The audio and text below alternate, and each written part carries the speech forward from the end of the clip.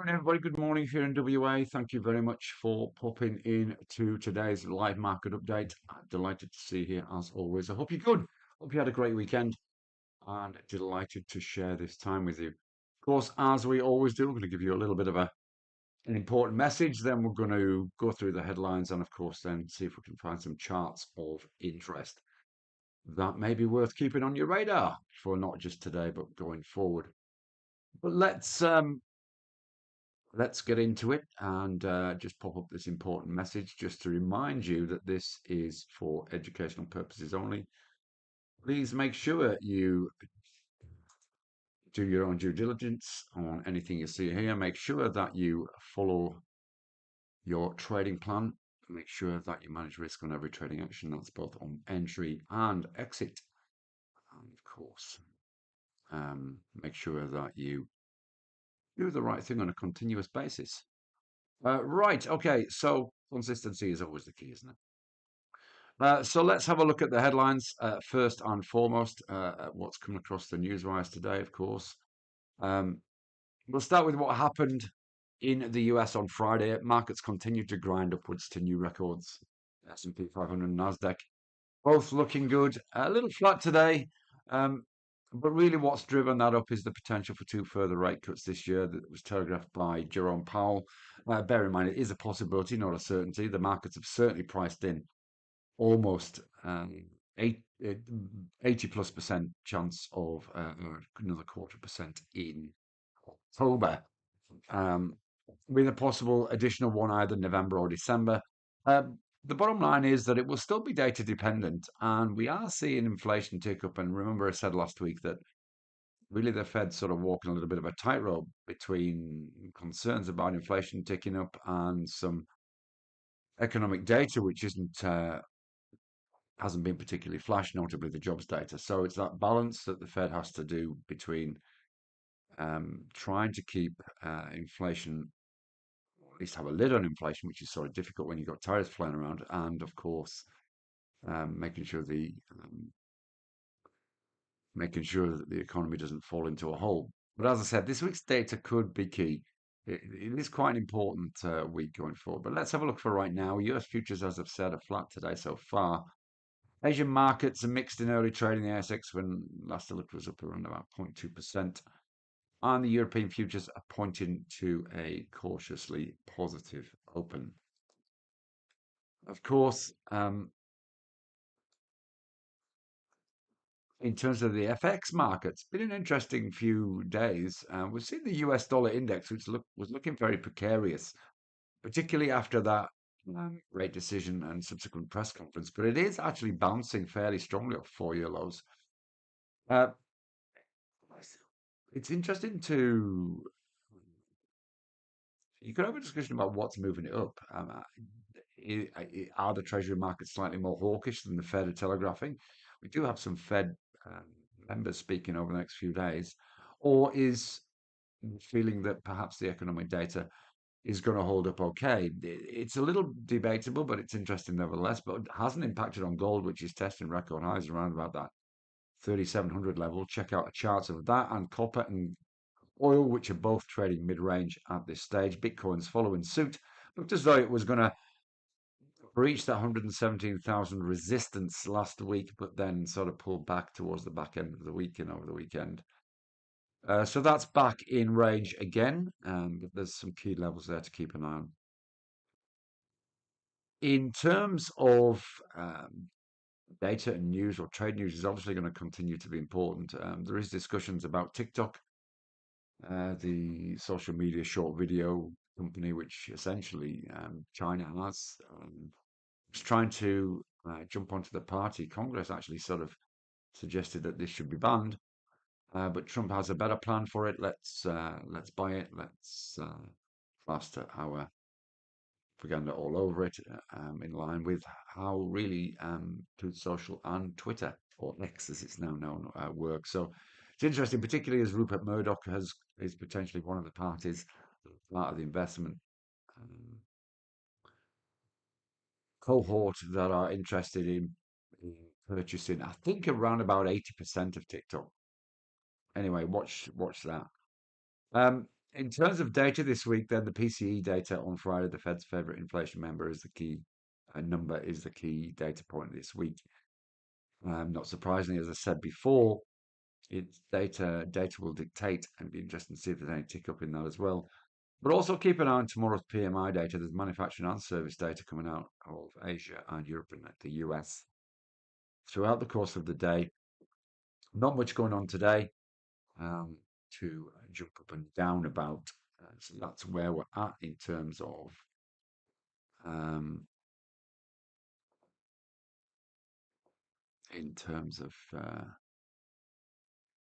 just going to try something here. Let's see. There we go. I'll just give you a little bit of a background on that if it lets me play. It is letting me play today. That's good. You should see coming up on your screen what happened to markets on Friday. You can see there we had fairly broad-based gains apart from the Russell. Again, the Russell down suggests that those treasuries are suggesting a possibly hawkish. The big seven smashed it out of the ballpark. Tesla continues to look excitable. Apple also had a good day. You can see there those key companies that dictate most of the index are still doing well. If we look at the futures, I'm just going to keep checking that you can see that. Yeah, you should see the futures screen coming up. You can see how flat the US is. Slight tick up in this morning's trading on the European futures, but really it's all about the fact that they closed on Friday and then the US markets continue to go up. In terms of commodities, we've seen some buying coming into oil, gold, and a little bit into copper this morning.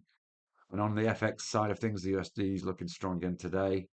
A weakness in the yen and Swissy particularly. We'll have a deeper dive on those in a moment.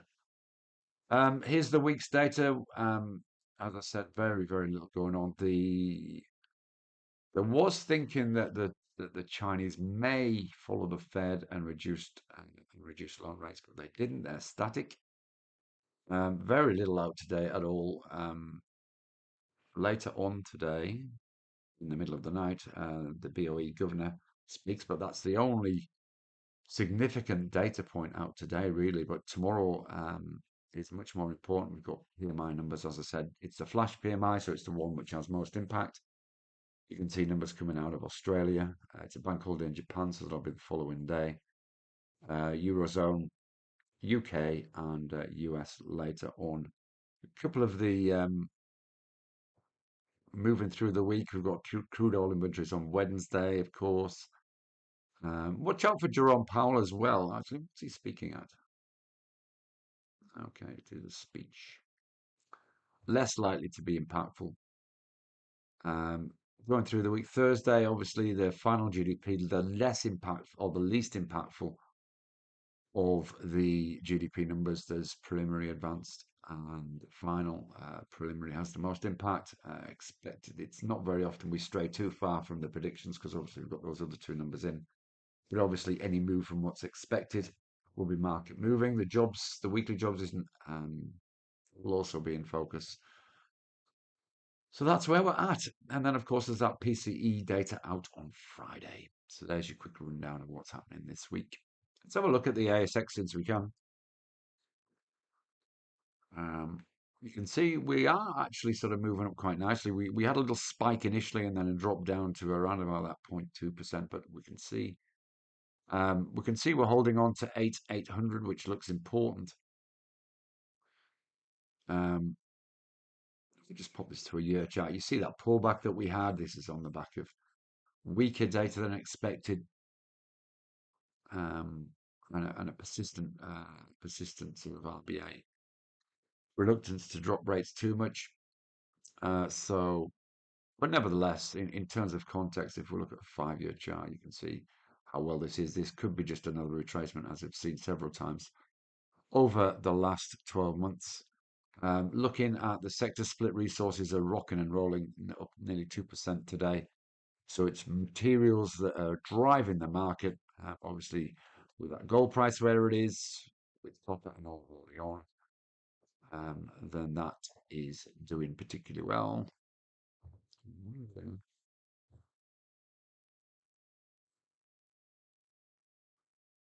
ABX doing okay. Gold stocks doing all right. Anyway, that's where it's all at this stage. Checking in on what you can see there. The Nikkei's flying. Is that new record highs for the Nikkei? I think it might be. We saw a sort of slight pullback at the back end of last week. That's really last week's. Um, there we go. That's really last week's news. Shanghai holding on to just positive. The Hang Seng is there's the Murdochs and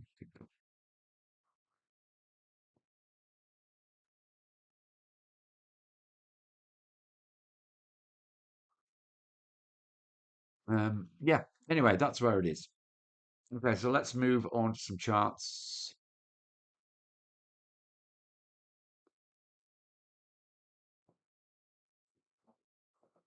Okay, I'm going to show you something first of all that I've been working on over the last few days. This is the new dashboard panel for MT5. So it gives you a number of different things. It gives you the top performers in the commodity space, the ASX, uh, and the indices. Shows you where all they are. See the VIX is up slightly today.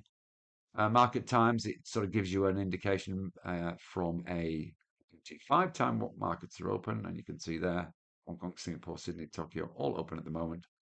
The remainder are closed. You can see the scroll function, which operates if you make this green. A bit on the account performance, risk, which positions are open. And again, on all of these, you've got a scroll function. And then a currency strength meter at this stage. And what it does is it does relative strength. It's actually quite smart. It does relative strength on an hourly chart. And what it does is it does the strongest and the weakest. It actually looks through all of the 27 major currencies, but actually just prints up the main ones there unless there's a massive deviation. But let's look at the US yen. And you can see there, it's picked it up really nicely. There's the relative strength of that. This is a potential. So and then once you've seen that, of course, you can just do this. There you go. You've seen it. You bought it. Or you manage it. Possibly with an exit on EA, of course, if you're doing that. So that's the dashboard. There's also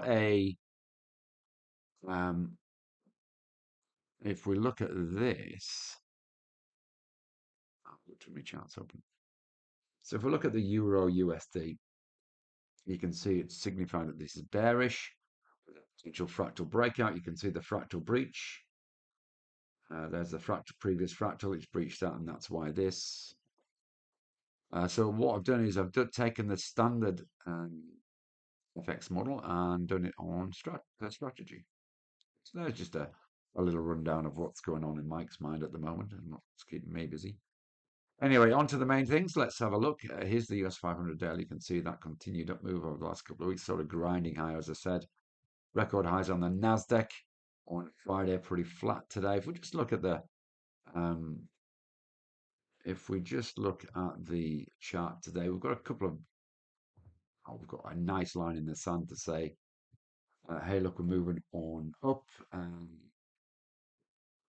So on the NASDAQ, keep an eye on maybe 246150. Sorry, 24650. Watch for a slingshot, possibly subsequent to the European markets opening today. That could be interesting. Reference the US dollar, you can see that sharp bounce off. Oh,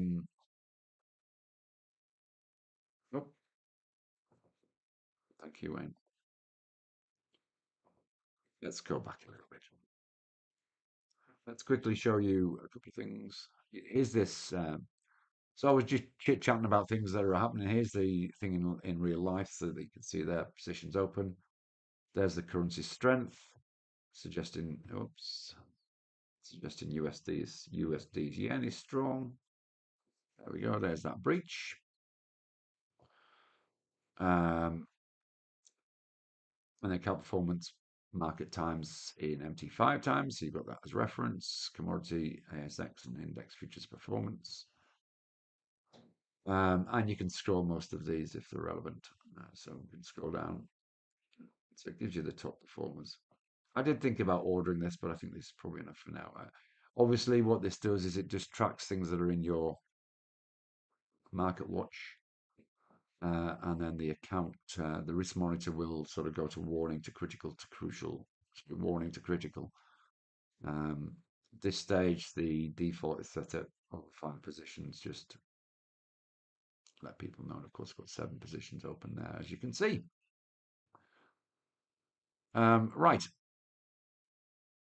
Okay. So, and then there's the fractal breakout. And if we look at Euro USD, it's suggesting a move to the downside. And there's the fractal there that it's referring to, and away it goes. So anyway, looking at the USN, you can, sorry, Euro USD, you can see that weakness there. Looking on the daily chart for context, so this hit a multi-year high last week, and then just pulled back on that USD strength. On it does look as though it's a fairly important level if we look at the daily chart. There's quite a lot of resistance previously here, so it may get stuck here. So that would be the only reason you might be cautious with this. You can see if we just take this hourly chart back, there is quite a lot of price consolidation around 117.22. So you may take it down a little bit, just somewhere around that 117.15.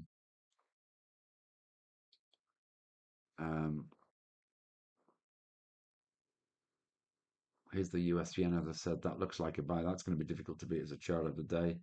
The Kiwi, the Aussie Kiwi looks interesting as well on the daily chart. You can see there it's storming higher on the shorter time frame. It's just sort of, I just entered a few small positions on these just so you could see it on the monitor thingy. Um, so you can see that pullback there, back into a sort of range temporarily, but watch this level at 112.78. There is a potential 15 pip pinch, which is around about 1.6 ATR. They should have breached 112.63 up to that 120, 112.78. So that's possibly worth keeping an eye on, but at this stage it doesn't look as though there's the appetite to take it higher. If we look at the GB pound yen, also looking really strong. Remember on our monitor, what it said is it was the US yen, but you can see that both the Kiwi and the GB pound are fairly strong as well. So they might be worth checking out if we just quickly flick to those. There's a GB pound yen looking strong. With this, you'd wait for a breach possibly of around about 199.2083. Possible move up to 200, so only a 17 pip move in that. Let's just check out the Kiwi yen, which is up around about 0.25% today. Again, we're just closing in, and this is the ideal really with any sort of scanning tool, is you have a look at it before it sort of happens, and then you can place pending orders and stuff like that. So 87 looks like a good level actually. That looks a bit, it could get into a choppy area. So without a doubt, US yen is strongest. Um, I think the Aussie's probably pulled back a little bit. No, it's still looking quite good, but it does look as though it's going into an area of nothingness. So there you go.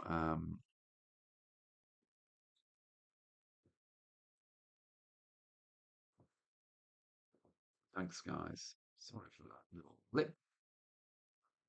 And for all those watching on YouTube, hi to Sonia, to Wayne, obviously, and Peter, and Neil. Good to see you all here. Thank you very much. If you wouldn't mind sort of smashing that little thumbs up, it does help a little bit. Thank you for being here anyway. Right, let's go to some ASX stuff. As I said, the ASX is getting better now. A few that we were watching last week, LYC, it's gone again. So after being, this has been a chart of the day several times, really since the beginning of July. But you can see it sort of got stuck in that range there between around about 113.80 and sorry, between 13.80 and $15. So it's actually moved above there. This might be worth checking in on in the last part of the trading day, maybe the last hour. 360 ASX, you can see there we're retesting these highs that we hit on Friday. Continues to be an uptrend. Last little retracement, but you can see there we're just moving up and up and up and up. Not particularly overbought. Looks great going forward. FMG, I was sort of quite interested in. I think there's possibly a move up to $20 here on the breach of this level here at 1910. So we've got this candle today. So possibly around about a 440 look, 440 move to the upside. Let's just check out what's doing well. As you saw on the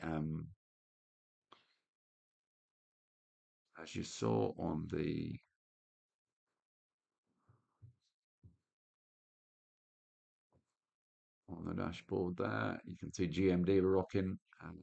Gold stock, gold stock, gold stock, gold stocks are 4. Gold stocks are at the top 5.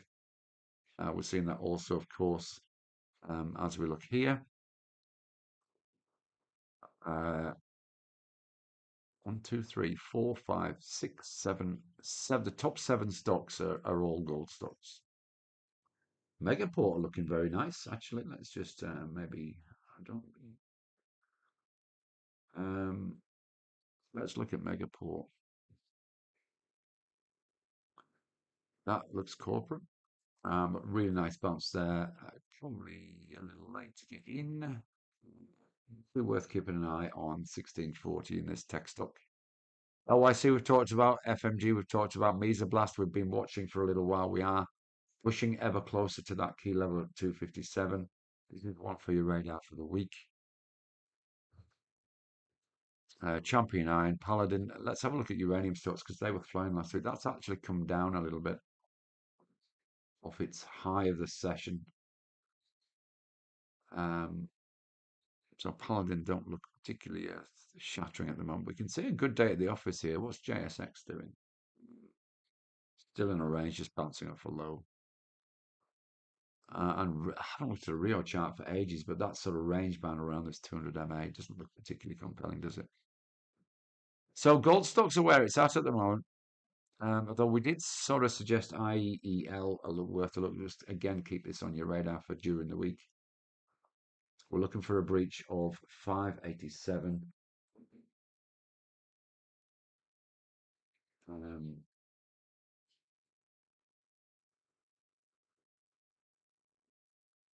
Looking for a breach of 587 to get excited, really.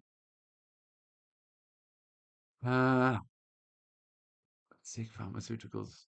Again, a lot of these stocks pull back and are just starting to gather a bit of momentum, bouncing off sort of really established supports and Sigma Pharmacare, healthcare even are doing pretty well. Possibly a move up to around about 312 in the first instance, but nah, that's not. So look, it's difficult to go past a gold stock. Let's have a look at Parenti. New high on Parenti. So you can see there we sort of got stuck. We had 3 attempts to breach this 250 level, all of which failed intraday despite early enthusiasm. But this one looks like a goodie. This pattern here looks like an ascending triangle.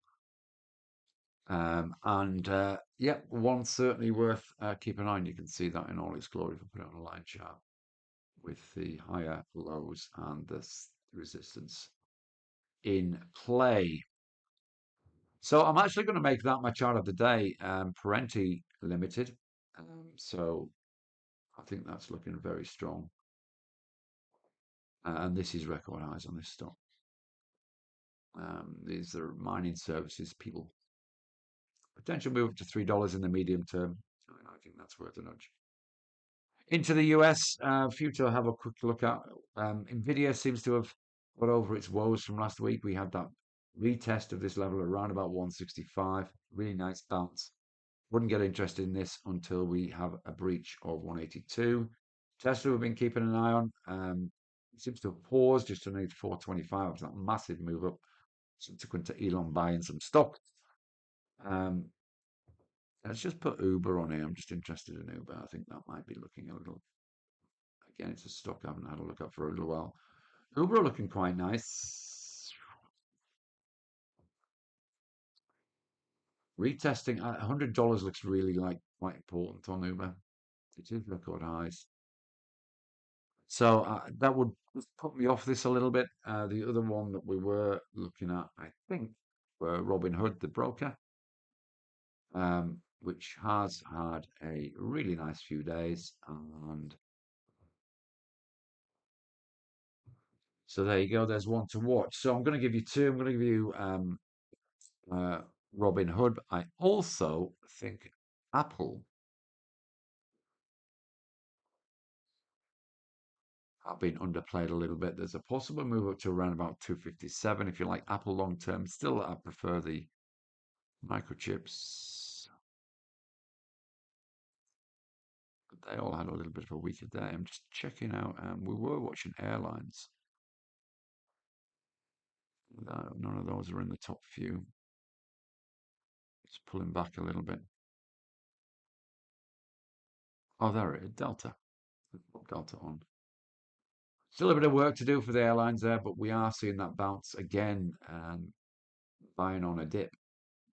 $58 of support, 63 the level, or 62.50 the level to keep an eye on. So let's keep an eye on Tesla and what did I say now? And Uber. So those are my two US charts today. So those are my US ones. Um, ASX, Parenti, and either 360 ASX or LYC. See where LYC ends up at the end of the day. And then, of course, we had Euro Yen, which just continues to move to the upside. If we look at the 15-minute chart, looks as though it's a brief pause. Really nice example um, of something I wrote an article about, which is the inside bar type strategy, but down here. But boom. Anyway, that still looks great. But potentially keep an eye on Aussie yen. But US yen is just sorry, Euro USD if it breaches 171.15. So there you go, ladies and gentlemen. Thank you very much indeed. Um, I hope you're well, Peter. It's really good to see you at a session, Peter. Um, Anyway, let's make that a day. Thank you very much for ticking the likes, those of you done. If you want to make sure you don't miss a show, make sure you click the subscribe button. There's a little bell notification, I think, if you make it black. If you watch it on your phone, if you make it black, it'll notify you on your phone. Make the click subscribe and make notifications on, sorry. It should give you a little message on your phone half an hour before start and when it starts. So, um, good stuff. Just to let you know, there'll be an all group session on EA's the, the EA gang tonight. P6 starts this week, Wednesday, and there'll also be the potential launch of the hybrid lab, which is really exciting. So you guys take care. Enjoy the rest of your day. Thank you very much to you all for being here. Thank you very much for contributing. Um, and we shall see you again soon. Have a wonderful Monday. Might see some of you later. Bye bye for now.